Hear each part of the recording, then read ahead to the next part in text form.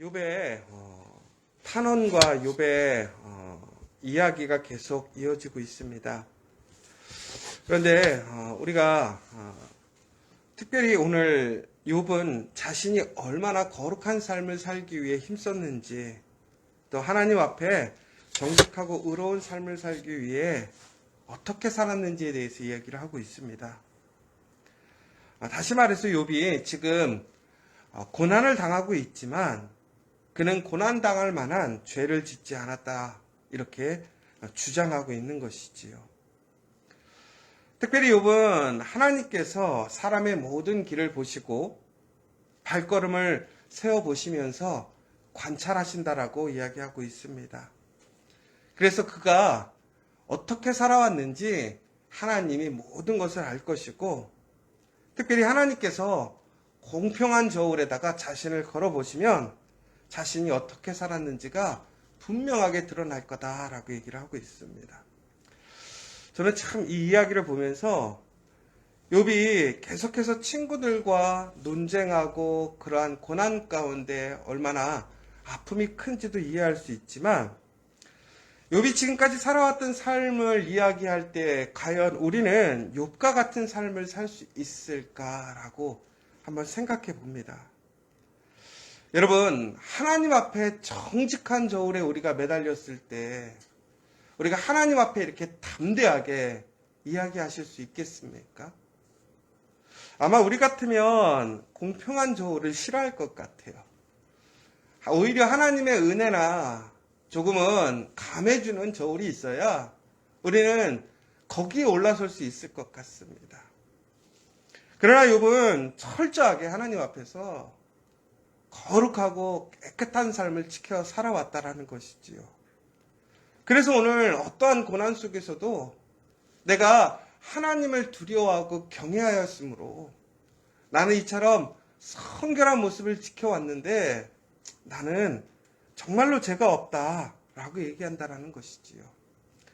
한편으로는 이것이 교만으로 보일 수도 있고요, 이상하게 보일 수도 있습니다. 그러나 먼저 우리는 이처럼 욥이 어떤 바리새인들이나 이런 어떤 율법적인 그러한 모습이 아니라 진심으로 하나님 앞에 거룩한 삶을 살기 위해 힘썼던 모습을 우리는 한번 나의 삶과 우리의 삶을 되돌아봐야 할 것 같습니다.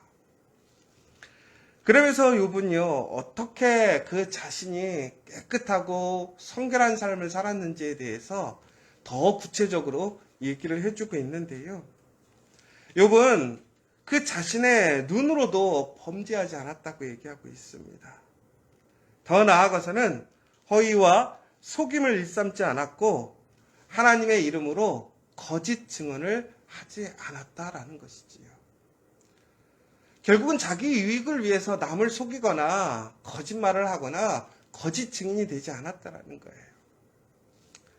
요즘 시대를 보면 우리는 사실이 중요하지 않은 것 같아요. 무엇이 자기에게 유익이 있느냐라는 것이 중요하지요. 공의와 정의, 아무 의미가 없어요. 내가 잘 사는 게 공의고 정의죠. 그러나 욥은 그렇게 살지 않았다라는 거예요. 항상 정직하게 남을 속이지 않고 하나님의 이름으로 정말로 정직하게 올바로 살았다라는 거예요. 오히려 요즘에는 하나님의 이름으로 거짓말을 하고 자기 유익을 챙기는 사람이 얼마나 많습니까?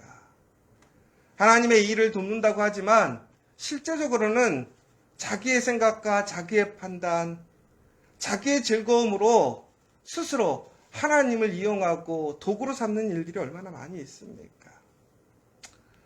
우리의 삶 속에서 보면 참 그런 일들이 많아요. 하나님을 일을 돕겠다고 하겠지만 그 하나님의 방법과 말씀의 절차가 아니라 나의 생각대로 하나님을 돕고 그 일에 참여하는 일이 얼마나 많은지 몰라요. 여러분, 우리가 계속해서 지금 온가족 성경 읽기를 저녁마다 하고 있는데 하나님의 그러한 성막을 통해 우리는 하나님께 제사 드리는 방법들에 대해서 배우게 됩니다. 그런데 우리가 하나님께 제사를 드릴 때 결과적인 것도 중요하겠지만 그 가정의 방법들을 하나님의 방법대로 행하지 않으면 불로 심판을 받거나 죽게 되었어요. 하나님께서 그 예배를 받지 않으셔요. 그런데 우리는요, 이러한 하나님께서 우리에게 알려주신 온전한 방법, 깨끗한 방법들을 우리는 지키지 않고 우리 마음대로 행하고 있지 않는가 잘 살펴봐야 할 것 같아요. 특별히 욥은 항상 말과 행동이 일치했다라고 얘기하고 있습니다. 가장 어려운 삶인 것 같아요. 우리가 말하는 것은 얼마나 쉽습니까? 그러나 그 말을 지켜가는 거 참 쉽지 않거든요. 대부분의 많은 사람들은요, 말을 쉽게 해요. 그러나 그 말의 책임감을 느끼지 못합니다. 특별히 우리는 그리스도인으로서 교회 안에서도 우리의 말을 너무나 쉽게 상황에 따라서 뒤집고 잊어버릴 때가 많아요. 여러분, 그러나 우리가 기억해야 될 것은 우리가 사람과 사람 사이에 하는 말 또한 하나님께서 우리의 증인이 되신다는 사실을 기억하시기 바랍니다. 하나님이 들으시는 거예요. 하나님이 보고 감찰하시는 거예요. 제가 그래서 예전에 그런 얘기 하거든요. 목회자는 계약서가 필요 없다. 왜? 목회자는 하나님의 증인이기 때문에. 그런데 사람들은요, 오히려 이 말을 또 많이 이용하는 것 같아요. 쉽게 뒤집어 버리고 기억이 안 난다고 하고. 여러분, 그러나 우리는 진심으로 하나님을 두려워한다면, 하나님을 경외한다면, 우리는 우리의 입으로 우리가 맹세했던 그 모든 것들을 온전히 지켜야 할 줄 믿습니다. 여러분, 우리가 사람들에게 쉽게 말할 때가 있어요. 참 좋다라고, 괜찮다고, 내가 적극 도와주겠다고. 그런데 내 생각과 판단 조금만 달라져도, 내 기분이 언짢아져도 생각을 뒤집어버릴 때가 얼마나 많은지 몰라요. 여러분, 우리가 말을 하지 않으면 괜찮아요. 그러나 그 말을 하고 그것이 공포되었다면, 사람들에게 이야기가 되었다면 그 말을 책임지는 그리스도인이 되기를 간절히 소망합니다. 여러분, 우리는 그 모습을 통해서 그리스도인들이 얼마나 언약을 중요시 여기는지를 보여주고 나타내야 돼요. 왜 그렇습니까? 바로 하나님께서 그 언약을 지키시기 위해 가장 사랑하는 독생자 예수 그리스도까지도 우리에게 내어주셨다라는 거예요. 하나님은 그 말씀을 지키시고 또한 그 말씀을 행하시기 위해 하나님은 온전한 우리에게 본이 되셨어요. 그리고 그 행함을 통해 우리가 살아나게 되었다라는 것이지요. 그러므로 우리는 말씀 안에 살아가게 될 때에 우리는 그 하나님의 말씀을 지켜 행해야 할 것이고 우리의 말을 온전히 지켜가는 정말로 정직한 그리스도인이 되어야 될 줄 믿습니다. 또한 욥은요, 그가 가진 힘과 지위를 이용해서 약한 자들을 함부로 대하거나 무시하는 행위를 하지 않았다라고 나와 있습니다. 요즘 얘기하자면 갑질을 하지 않았다라고 얘기할 수 있는 것이지요. 그런데 특별히 오늘 욥은 자신의 남종이나 여종의 권리를 최대한 존중하고 무시하지 않았다라고 얘기하고 있습니다. 여러분, 남종이나 여종은 권리가 없어요. 욥의 소유인 것이지요. 그럼에도 불구하고 욥은 하나님께서 세우신 그 사람의 태초의 권리를, 그 생명의 힘을 인정해주고 존중해 주었다라는 거예요. 남자나 여자나 차별하지 않고 그는 하나님께 부여받은 그 사명 책임을 온전히 감당했고 한 사람 한 사람이 가지고 있는 그 존귀함과 고귀함을 인정해주고 지켜주기 위해 힘썼다라고 되어 있습니다. 여러분, 우리는 당연히 내가 해주지 않아야 될 것들도 있어요.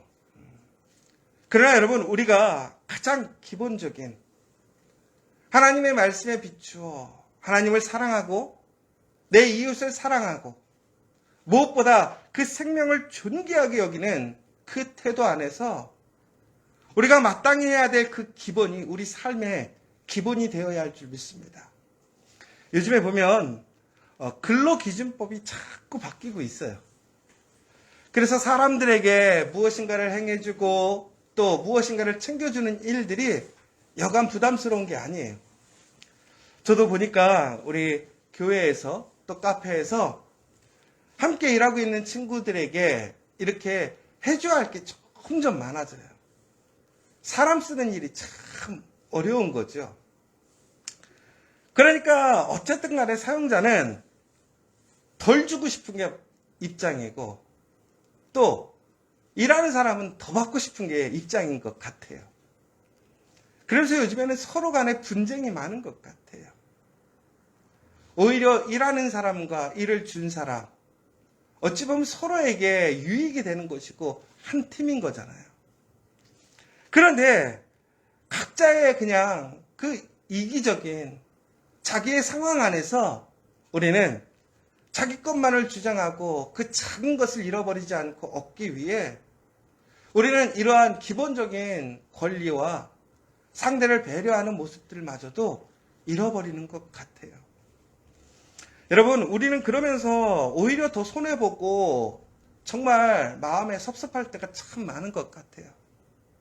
그러나 우리 그리스도인들은 그럼에도 불구하고 우리가 마땅히 지켜야 될 것들에 대해서 세상 사람들은 당연히 여기고 또 무시해버리는 그러한 일들마저도 우리는 더욱더 정직하게 올바로 또한 더욱더 넉넉하게 우리는 양보하고 내어주는 사람들 되시기를 간절히 소망합니다. 그런데 그것이 우리가 단순히 힘이 없거나 약해서가 아니에요. 그냥 불쌍히 여기는 것이 아니에요. 바로 우리는 하나님을 두려워하기 때문에 그래요. 왜? 하나님이 그 모든 것을 바라보고 계시기 때문에 그렇다는 것이죠. 하나님은 이처럼 하나님의 말씀 안에서 정직하게 올바로 하나님의 말씀을 존중하고 하나님을 두려워하는 사람들에게는 어떠한 상황 속에서도 그 사람을 외면하시지 않는다라는 거예요.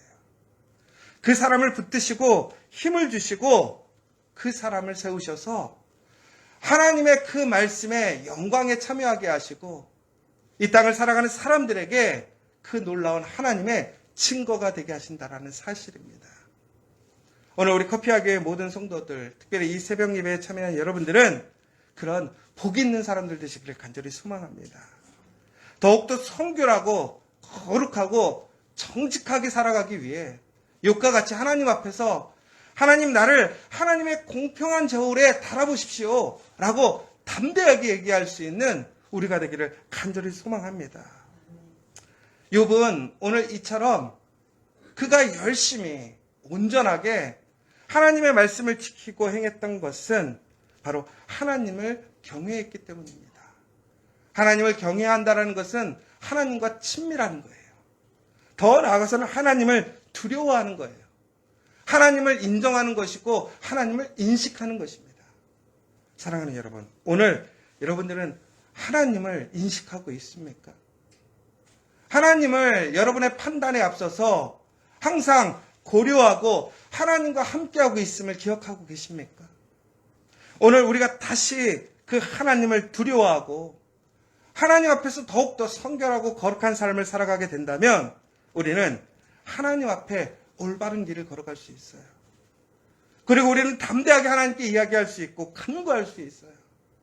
또한 그 간구함 속에서 하나님은 그 사람에게 참된 복으로 다시 회복시키시고 그가 잃어버린 것, 그가 손해난 것, 그가 내어준 모든 것들을 더욱더 풍성하게 채우실 줄 믿습니다.